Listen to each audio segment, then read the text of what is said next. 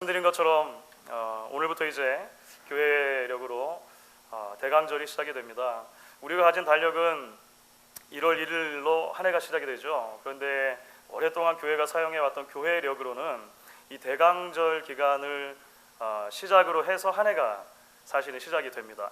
왜냐하면 교회력은 예수님의 사역에 보통 집중해가지고 이제 그 날짜들을 배열하기 때문에 그런데요. 그래서 성탄을 향해 가는, 성탄을 준비하는 기간, 이 대강절 기간부터 해서 이제 교회력의 한 해가 시작된다, 이렇게 생각하시면 될 것 같습니다. 대강절 혹은 대림절, 영어로는 애드벤트라고 부르죠. 오심 그리고 기다림, 이 두 단어로 아마 요약이 될 수 있을 것 같습니다. 무엇보다도 먼저 2000년 전에 우리의 죄를 위해서 이 땅에 사람으로 오신 예수 그리스도의 성육신, 우리가 그것을 기억하고 감사하는 기간이 이 대강절 기간이 되겠죠. 대강절의 기다림, 대자가 기다릴 대자가 될 텐데, 그 기다림이라고 하는 것에 아마 과거적인 측면이다 이야기할 수 있을 것 같습니다. 동시에 이 대강절 기간 동안은 예수님께서 우리의 죄를 위해서 죽으셨을 뿐만 아니라 부활하시고 승천하셔서 이제 하나님께로 올라가셨는데요. 그렇게 올라가신 예수님께서 다시 오시겠다 약속하신 약속이 있습니다. 그 예수님의 재림의 약속을 우리가 기억하고 붙드는 기간도 이 대강절 기간이 될 것입니다. 대강절의 기다림이라고 하는 주제의 미래적인 측면이 될 것 같아요. 여러분, 올해도 그래서 교회가 오랫동안 읽어왔던 성서 읽기 그 본문이 있는데요. 그 렉셔널이라고 하는 성서 일과를 중심으로 해서 우리가 대강절 말씀을 여러분들과 같이 나누기를 원합니다. 특별히 이번 연도에는 이 복음서 말씀 가운데 마태복음을 중심으로 대강절 말씀이 구성이 되어 있는데, 우리 마태복음에 나오는 몇몇 예수님의 재림과 관련된, 예수님의 오심과 관련된 본문들을 가지고 함께 나누면서 하나님이 우리에게 주시는 은혜를 같이 나눌 수 있으면 좋겠습니다. 오늘 함께 읽은 본문의 말씀은 사실 예수님의 재림에 대해서 복음서에서 대표적으로 가르치고 있는 그 소위 감람산 설교의 일부가 됩니다. 제가 몇 번 한번 말씀을 드렸던 것 같아요.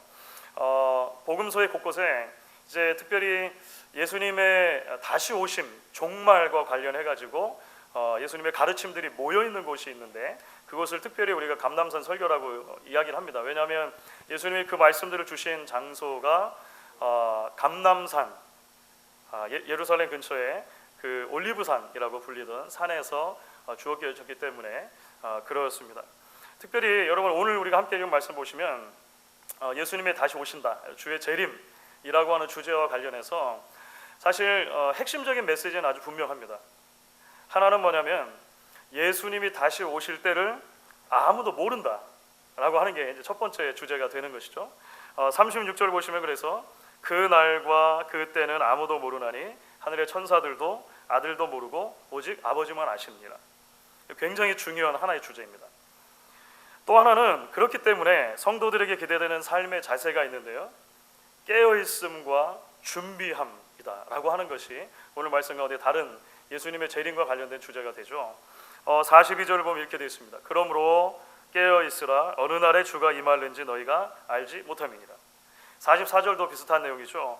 이러므로 너희도 준비하고 있으라, 생각하지 않은 때에 인자가 오리라. 예수님의 재림과 관련해서 큰 가르침이 이 두 가지인 것입니다.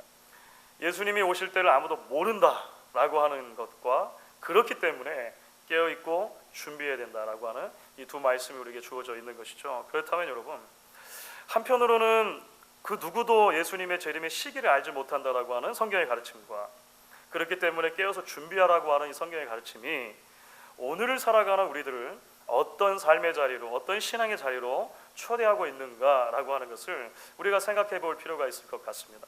그래서 오늘 이 주제에 대해서 우리 몇 가지를 함께 나누면서 오실 주님, 우리가 어떻게 기다려야 할 것인가 같이 하나님이 주실 은혜를 나누면 좋겠습니다. 여러분, 먼저 종말과 관련된 예수님의 이 가르침은 우리를 이런 삶의 자리로 초대를 합니다. 일상의 삶에 함몰되지 않는 삶으로 초대한다. 이렇게 먼저는 이야기를 할 수 있을 것 같아요. 일상의 삶에 함몰되지 않는 삶. 여러분 사실 지난 금요일부터 해가지고 이제 월요일인 내일까지는 미국 전체에서 아마 가장 많은 소비가 이루어지는 며칠로 이 통계가 집계가 될 것입니다. 그렇죠? 올해도 그 통계가 이제 미리 조금 조사가 돼서 발표가 됐는데요. 블랙 프라이데이부터 사이버 먼데이까지 미국 전체에서 어느 정도의 물물 거래가 이루어질 것인가, 87빌리언의 돈이 써질 거라는 거예요. 얼른 피부에 완다 하시죠. 너무 액수가 크니까 87빌리언이면 870억 불이거든요. 그래도 피부에 안 닿으시죠. 뭐 워낙에 큰 돈이니까 미국민 한 사람을 전체를 생각하면 미국민 한 사람당 한 400불 정도 지출하는 것이라고 그렇게 이야기를 하고, 조사에 의하면 미국민 전체 한 86% 정도는 이 기간 동안에 무엇인가를 구입할 것이다, 이렇게 계획하고 있다라고 하는 것입니다. 어마어마하게 많은 소비가 사실 이루어지는 기간이 우리가 지금 지나가고 있는 바로 이 기간이라고 하는 것을 기억하시면 될 것 같아요. 그러다 보니까 이 기간 동안 이제 그 충동 구매한 제품들에 대해서 후회하는 일도 많다, 이런 통계도 나온 것을 읽었습니다. 작년 통계로 봐서는 세일을 하니까, 세일을 한다는 것만으로도 필요하지 않은데 일단 구입하고 본 거예요. 그렇게 돼가지고 나중에 시간이 지나서 후회한 사람들의 퍼센테이지, 하여간 미국에는 이런 통계들이 참 친절하게 많이 나오는데 52%, 절반이 넘는 사람들이 충동 구매한 것에 대해서 후회를 했다는 거예요. 그런가 하면 읽으신 분들은 아마 기억나실지 모르겠습니다. 지난달 11월 달 RCA 투데이, 우리가 매달 교단에서 한 달에 한 번씩 발행하는 그 교단 소식지 뉴스페이퍼가 있잖아요. 번역해서 우리 주보에 들어가는데 오늘은 여러분들 12월 7일 받으셨을 거예요. 지난달 11월 달에 이런 이야기 하나가 소개가 됐습니다. 미얀마의 로힝야족으로서 난민 생활을 하고 있는 한 가정의 이야기. 읽으신 분들은 기억이 날 거예요. 그렇죠? 바실라라고 하는 그 여인 이야기였는데요. 갑자기 정부군이 들이닥쳐서 가족들 중에 많은 사람을 죽이게 됐습니다. 그래서 어린 아이들 얼른 들쳐업고 그냥 목숨을 구하기 위해서 도망을 친 거예요. 아이들 넷을 이제 데리고 도망치고 도망쳐가지고 방글라데시에 있는 난민 수용소, 레퓨지 캠프라고 하는 곳으로 이제 피신을 하게 되었습니다. 어렵사리 목숨은 구했지만 사실 더 어려운 일이 남아있는 거죠. 그 어린 아이들의 배를 채워줄 음식을 구하기가 너무 힘든 거예요. 정부에서 지원이 한 달에 한 번씩 나오는데 사실 하루에 한 끼를 먹이기에도 턱없이 부족한 양이라는 것입니다. 그것도 다른 것, 우리로 말로 하면 반찬 하나도 없이 밥만, 쌀만 먹이는데 하루에 한 끼 정도 먹는다는 거죠. 그래서 이제 교단적인 차원에서 우리 RCA에서는 식량 꾸러미 보내기 운동 이런 걸 한다라고 하는 게 이제 그 신문의 골자였습니다. 식량 꾸러미를 보내는데 그 한 꾸러미의 액수가 얼마였냐면 50불이었습니다. 50불. 그러니까 이 땡스기빙 어간에 미 국민이 평균적으로 지출하는 돈에 비하면 8분의 1 정도 되는 액수죠. 그래도 놀랍게도 그 작은 꾸러미 하나를 가지면 그 난민 한 가정이 한 달을 먹는다는 거예요. 그게 이제 우리가 지난달에 읽은 그 편지의 내용 가운데 하나였습니다. 물론 저는 이 땡스기빙 기간 동안에 그 쇼핑을 한 모든 분들 비난할 생각이 전혀 없습니다. 뭐 저도 살 수 있고 여러분도 살 수 있고 다 사실 수 있는 거잖아요. 대부분의 많은 분들은 보니까 사실 1년 동안에 이 기간에 가장 그 세일을 많이 하니까, 딥 세일을 하니까 기다리고 기다렸다가 모아두고 이제 필요한 것들을 구입하는 분들도 많다고 들었습니다. 그러니까 가장 많이 지출되는 항목을 보니까 가구, 그리고 냉장고, 세탁기 같은 그런 가정용품 중에서도 덩치가 큰 것들 있는 걸 보니까 충분히 이해가 될 만한 부분들이기도 한 것 같아요. 그런데 여러분, 이 말씀을 드리는 이유는 이것입니다. 우리가 기억해야 할 것이 있다는 거예요. 그것은 뭐냐면 우리가 누리고 있는 상대적인 풍요가 때로 우리로 하여금 너무나 쉽게 일상의 삶에 함몰되도록 만들 위험이 있다는 것입니다. 우리가 그것을 기억할 필요는 있다고 하는 거예요. 그러니까 여기서 누리는 것이 너무나 좋은 것입니다. 또는 여기서 많은 사람들이 좋은 것을 누리고 있기 때문에 나도 그것을 누려야 한다라고 생각하고 믿고 그것들에 우리의 시선을 고정시켜두고 쫓아가다 보니까 여기서의 삶이 전부인 것처럼 그렇게 생각하고 살아가게 될 위험이 있다는 거예요. 여러분, 그것이 바로 오늘 예수님께서 이제 마지막 때 있을 일에 대해서 경고하시면서 사실 그 당시 이스라엘 사람들이라면 누구나 알 수 있는 구약의 한 이야기를 가지고 설명하는 이유가 거기에 있는 것입니다. 그 이야기가 뭐냐면 노아 시대 대홍수 직전에 어떤 일이 있었는가, 예수님이 그 예를 들으시잖아요. 오늘 예수님이 이렇게 말씀하셨는데 38절과 39절입니다. 여러분 같이 한번 이 말씀을 읽어볼게요. 38절 39절 같이 한번 읽어보겠습니다. 홍수 전에 노아가 방주에 들어가던 날까지 사람들이 먹고 마시고 장가들고 시집가고 있으면서 홍수가 나서 그들 다 멸하기까지 깨닫지 못하였으니 인자의 임함도 이와 같으리라. 여러분, 예수님의 말씀의 핵심이 무엇입니까? 이 말씀을 듣더니 오늘 아침에 교사 예배 드리는데 우리 전도사님들 중에 싱글 전도사님들이 있거든요. 얼굴빛이 약간 어두워지더라고요. 이 말씀의 핵심은 시집가고 장가가는 것이 그 자체로 잘못됐다는 것은 아닙니다. 그렇죠? 이 말씀의 핵심은 먹고 마시는 것이 그 자체로 죄다, 예수님이 이런 말씀을 하려고 하시는 게 아닌 거예요. 예수님이 노아 당시에 있었던 일을 굳이 사람들에게 이야기하시는 이유는 뭐냐면 일상의 삶에 너무나 함몰되어서 하나님의 말씀을 잊어버린 것을 지적하시는 겁니다. 그렇죠?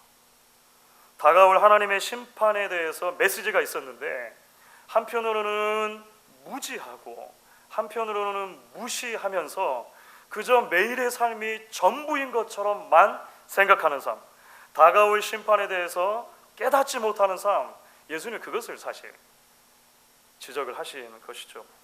그래서 제가 전도사님들께 결혼해도 된다 이렇게 이야기했어요. 사랑하는 여러분, 우리 하나님의 자녀들은 이 땅에 발을 딛고 살아가지만 하나님 나라의 백성으로 부름을 받았습니다. 이게 사실 참 미묘한 긴장이죠. 제가 여러 번 말씀드렸을 거예요. 그래서 이미 온 종말과 아직 완전히 임하지 않은 종말 사이에서 우리가 살아갑니다. 그렇죠? 이 땅에 발을 딛고 살지만, 이 땅의 어느 한 나라의 시민으로 살아가지만 영원한 시민권, 진짜 시민권은 하늘 시민이다 라고 하는 것이 성경의 가르침인 거예요. 그래서 유한한 이 땅에서 물론 우리는 우리의 삶을 일구고 살아갑니다. 하지만 썩지 않을 영원한 가치를 우리 마음에 품고 살아가는 사람들로 부름받았다는 거예요. 성경은 처음부터 끝까지 계속해서 이 진리 우리에게 선포하는 것이죠. 그리고 이 땅에 예수님께서 첫 번째 오셨던 그 사건이 확실한 사실이었던 것처럼 예수님께서 두 번째로 이 땅에 오실 사건도 확실한 사건인 것입니다. 그렇죠? 그럼 예수님이 이 땅에 오신다라고 하는 것은 도대체 뭘 의미합니까? 종말이죠. 예수님이 다시 오시는 것은 종말의 완성입니다. 그것은 이 땅의 모든 유한한 가치와 하나님을 대적해 높아진 세계관이 끝나는 것을 의미해요. 모든 불의와 불평등과 무의미함의 종말을 의미합니다. 무한 경쟁 사회 속에서 아둥바둥 살아가는 우리의 삶이 끝날 거예요. 돈이 곧 하나님의 자리에 쉽게 올라서는 만몬 사회의 우상이 끝날 것입니다. 그래서 우리는 그 하나님 나라의 가치를 가지고 지금 살아가는 사람들이 되어야 하는 것이죠. 우리가 매주 모여서 하나님 앞에 예배할 때 꼭 빠지지 않는 여러 순서들이 있는데요.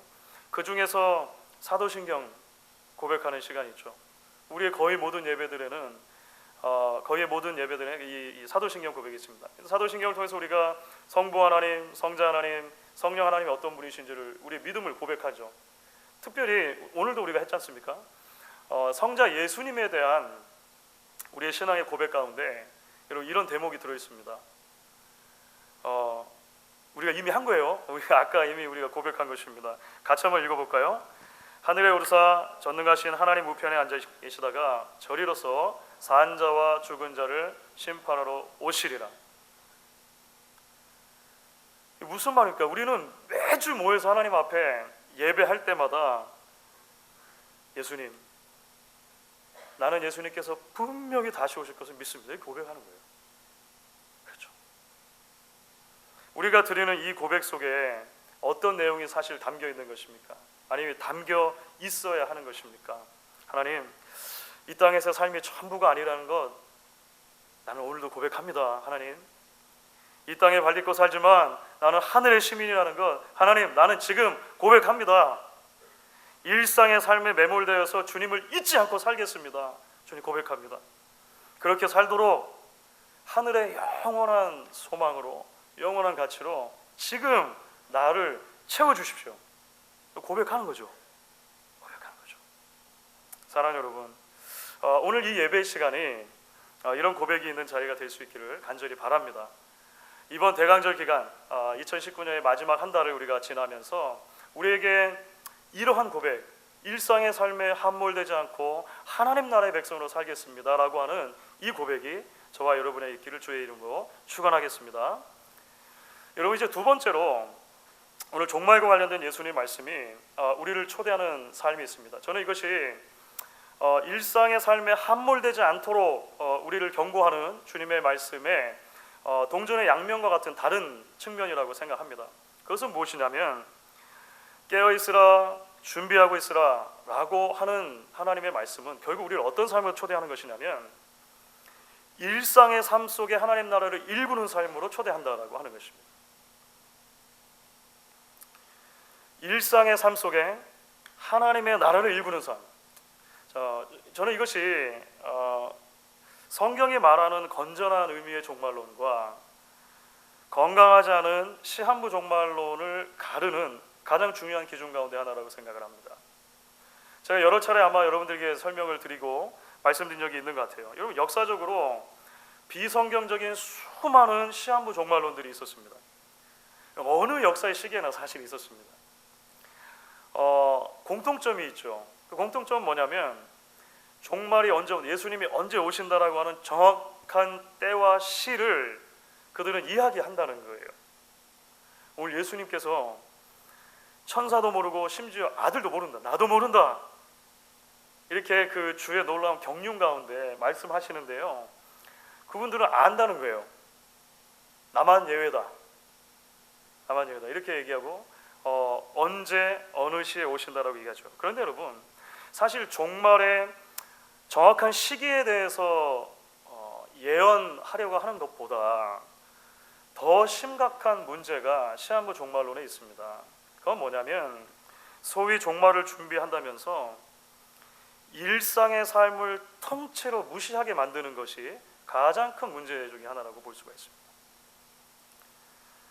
심한 경우에는 직장도 다니지 말아라, 학교도 다니지 말아라, 가정도 포기해라, 세상과 격리된 채 한자리에 모여서 순결하고 거룩하게 오실 주님을 맞자, 이렇게 이야기를 합니다. 여러분, 사실 최근까지도 이런 비슷한 주장들이 곳곳에 있었습니다. 최근 여러분들도 아시는 최근에 그런 한국에 이런 비슷한 종류의 운동들이 있었죠. 실제로 현혹되고 삶을 다 포기하고 그런 자리에 들어가는 사람들이 종종 있습니다. 그런데 여러분 아십니까? 여러분, 예수님은 한 번도 우리에게 그렇게 가르치신 적이 없습니다. 성경은 한 번도 그런 식으로 종말을 우리에게 준비하라고 이야기한 적이 없다라고 하는 거예요. 예수님은 일상의 삶에 함몰되지 않고 영원한 하나님 나라의 소망 가운데 살아야 한다고 분명히 말씀하십니다. 하지만 동시에 일상의 삶과 단절을 의미하는 것은 아니다. 그것이 일상의 삶을 다 포기하라는 것은 아니다라고 분명히 우리에게 가르치고 계시다는 거예요. 오히려 하나님 우리에게 말씀하시는 것은 무엇입니까? 예수님 우리에게 가르쳐 주시는 것은 무엇입니까? 매일의 삶을 그렇기 때문에 하나님이 기뻐하시는 삶으로 바꾸라는 거예요. 매일의 삶에서 하나님 나라를 일구어 가라는 것입니다. 여러분 말씀드린 것처럼 감람산 설교, 그러니까 예수님의 종말과 관련된 설교는 마태, 마가, 누가복음에 다 등장합니다. 마태, 마가, 누가복음에 많이 비슷하고 조금은 다른 그런 버전들로 등장하는데요. 그만큼 이 예수님의 가르침이 중요하다는 의미가 되겠죠. 그 마태, 마가, 누가복음 버전들 가운데 특별히 오늘 우리가 함께 읽은 마태복음 버전에만 소개되고 있는 아주 흥미로운 도막 하나가 있습니다. 우리가 사실 잘 알고 있는 내용인데요. 그것이 바로 이제 40절과 41절에 나오는 내용입니다. 40절과 41절. 이 말씀도 여러분 같이 한번 읽어보시면 좋겠는데 같이 읽겠습니다. 그때에 두 사람이 밭에 있음에 한 사람은 데려가고 한 사람은 버려둠을 당할 것이요 두 여자가 맷돌질하고 있음에 한 사람은 데려가고 한 사람은 버려둠을 당할 것이니라. 여러분 언젠가도 말씀드린 적이 있는 것 같아요. 여러분 이 구절은 대단히 흥미로운 말씀이죠. 여러분 예수님께서 이런 식으로 이야기하지 않으셨다는 것입니다. 예수님이 다시 오실 때 종말의 때에 예수님께서 구원하실 사람은 교회에 있고 그렇지 못한 사람은 밭에 있다 이렇게 말씀하지 않으셨다는 거예요. 그렇죠? 구원받는 사람, 경건한 사람들은 전부 다 기도원에 있고 그렇지 않은 사람들만 다 집안에서 맷돌 갈고 있다. 성경에 그렇게 얘기하지 않는다는 것입니다. 예수님의 말씀은 뭐냐면 모두 다 똑같은 자리에 있다는 거예요. 모두 다 똑같은 삶의 자리에 있다가 어떤 사람은 구원을 받게 되고 어떤 사람은 그렇지 않게 된다라고 이야기를 하는 것입니다. 이것을 거꾸로 말하면 무엇입니까? 우리가 예수님의 종말이 오는 날, 예수님의 재림을 준비해야 하는 날, 우리 어디에 있어야 합니까? 열심히 밭 갈고 있으면 되는 것입니다. 그게 준비하는 거예요. 열심히 맷돌을 갈고 있으면 되는 것입니다. 내가 하던 일, 하나님이 우리의 삶에 줄로 재어주신 바로 그 자리에서 하나님의 사람으로 성실하게 살고 있으면 되는 것이죠. 그러면 부지불식간에, 왜냐하면 아무도 모르니까, 아무도 몰라야 하니까 부지불식간에 주님 오신다는 거예요. 그리고 택함 받은 당신의 백성들을 불러주시는 것이죠. 그러면 우리는 주님 기다렸습니다, 잘 오셨습니다 하고 가면 되는 것입니다. 종말을 기대하는 성도들이 할 수 있는 최선의 삶은 무엇입니까? 매일매일 믿음을 가지고 우리에게 주어진 일상의 삶에 최선을 다해 살아가는 것입니다. 내가 하는 그 일이 하나님께 영광이 되어지도록 하나님과 바른 관계를 유지하고 오직 은혜로 매일을 살아가면 되는 것입니다. 여러분 성령 충만이라고 하는 주제와 관련해서 성경의 가장 대표적인 부분 그 가르침 가운데 하나가 에베소서 5장에 나오는 말씀입니다. 우리가 잘 아는 말씀이죠. 에베소서 5장을 보시면 이렇게 이야기합니다. 16절과 18절인데요. 여러분 같이 한번 읽어볼까요? 세월을 아끼라 때가 악하니라. 술 취하지 말라 이는 방탕한 것이니 오직 성령으로 충만함을 받으라. 이 땅에 발딛고 살지만 이 세상에서의 삶에 함몰되지 않고 하나님 나라의 시민으로 살아갈 수 있는 가장 성경적인 방법, 가장 효과적인 방법이 있다면 뭘까요? 성령 충만을 받는 것입니다. 그렇죠? 내가 나의 삶을 지배하는 것이 아니라 성령 하나님께서 나의 삶을 지배하시도록 내 삶을 내드리는 것입니다. 성령 충만. 오늘 찬양대가 우리 찬양했던 것처럼 말이죠. 그런데 좀 더 그럼 구체적으로 성령 충만할 때 우리에게는 어떤 모습이 나타나게 됩니까? 사실 이것은 바울이 이 성령 충만과 관련된 에베소서 5장 말씀에 곧바로 이어서 우리에게 너무나 잘 설명을 해주고 있습니다. 성령 충만을 받으라 다음에 가장 첫 번째 나오는 이야기는 시와 찬미와 신령한 노래들로 하나님을 찬양하고 예배하라는 것입니다. 하나님 온전히 예배하는 것이죠. 곧바로 다음에 이어서는요 에베소서 말씀 가운데 후반부에 아주 중요한 그 도막이 있는데요. 소위 말하는 가정 코드입니다. 가정 코드, 하우스홀드 코드라고 하는 부분이 나옵니다. 이게 뭐냐면 여러분 언젠가 한번 읽어보셨을 법한 내용이죠. 남편은 아내에게, 아내는 남편에게, 부모는 자녀에게, 자녀는 부모에게, 주인은 종에게, 종은 상전에게 어떻게 할 것인가에 대한 아주 구체적인 내용들이 이제 그 다음에 따라 나오는 것이죠. 결국 성령 충만한 삶은 무엇입니까? 하나님 우리에게 주어진 삶의 자리에서 그렇게 하나님의 백성으로 살아가는 것이죠. 말씀을 따라서 가장 좋은 남편이 될 때 여러분 성령 충만한 삶을 사시는 거예요. 하나님 말씀을 붙들고 가장 좋은 아내가 될 때 여러분 성령의 인도하심을 받아 사는 삶을 사는 것입니다. 매일매일 말씀의 거울에 나를 비춰보면서 좀 더 좋은 부모가 되는 것, 좀 더 좋은 자녀가 되는 것이죠. 좀 더 예수님을 닮은 사장이 되는 것, 좀 더 예수님을 닮은 직원이 되는 것, 매일매일 성령을 의지하면서 좀 더 나은 목사가 되는 것, 장로, 집사, 권사가 되는 것, 좀 더 나은 사역자, 좀 더 나은 교사가 되는 것, 성령 충만한 것이라고 하는 거예요.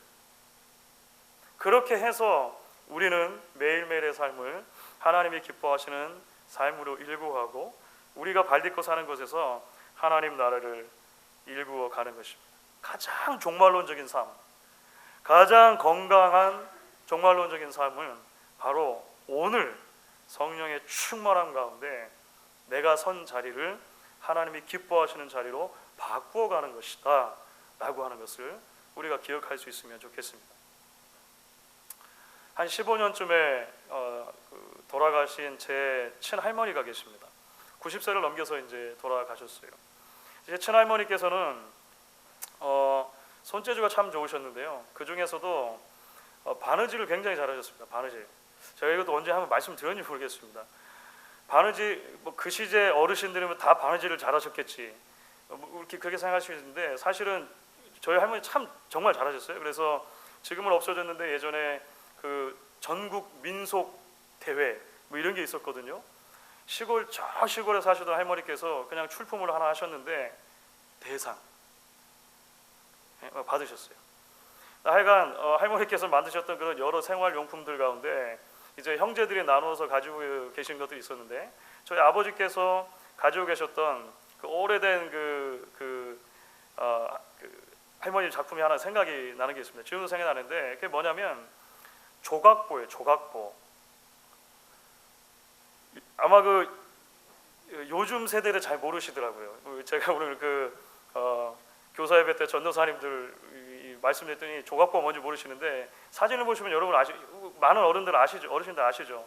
조각보 뭐냐면 이렇게 생겼죠.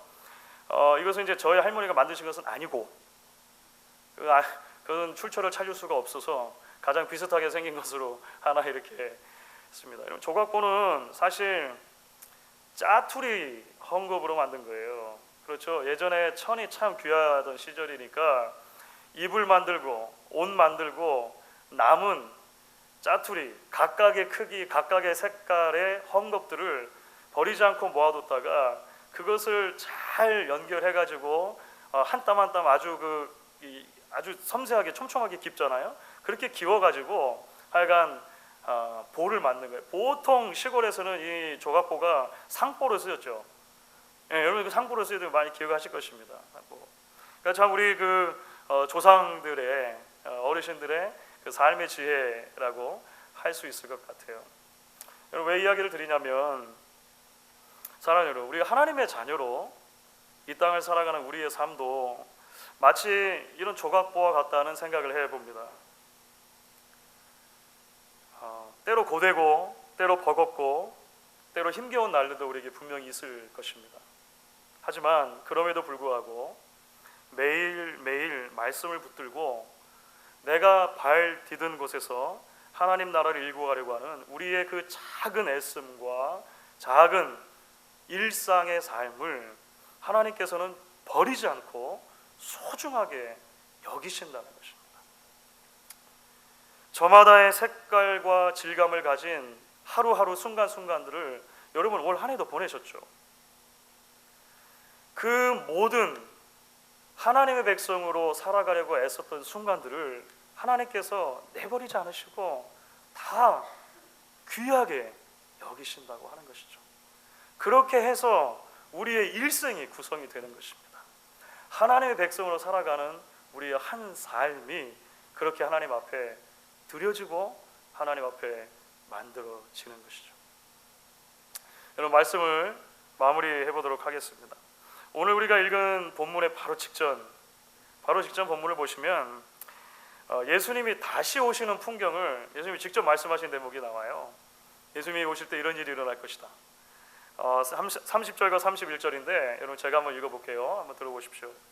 그때에 인자의 징조가 하늘에서 보이겠고 그때에 땅의 모든 족속들이 통곡하며 그들이 인자가 구름을 타고 능력과 큰 영광으로 오는 것을 보리라.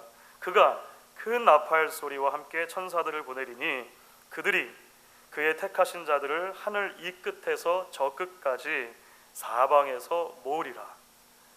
예수님이 하신 말씀이십니다. 여러분 아시죠? 예수님 처음 오셨을 때 예수님의 처음 오심에 대해서 사람들은 다 다르게 반응했습니다. 기쁘고 즐거워하는 사람들이 있었는가 하면 그것이 한없이 부담스럽고 한없이 거추장스러웠던 사람들이 있었습니다. 여러분, 예수님 다시 오실 때도 마찬가지일 것입니다.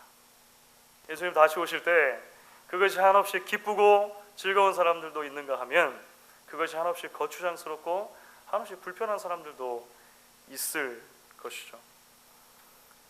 여러분, 이 말씀을 들으면서 어떤 감정이 가장 먼저 떠오르셨습니까?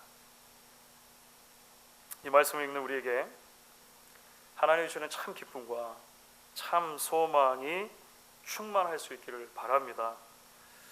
이 기쁨과 이 소망과 이 기대 가운데 매일매일 이 세상에서 하늘의 영광을 누리게 되어지는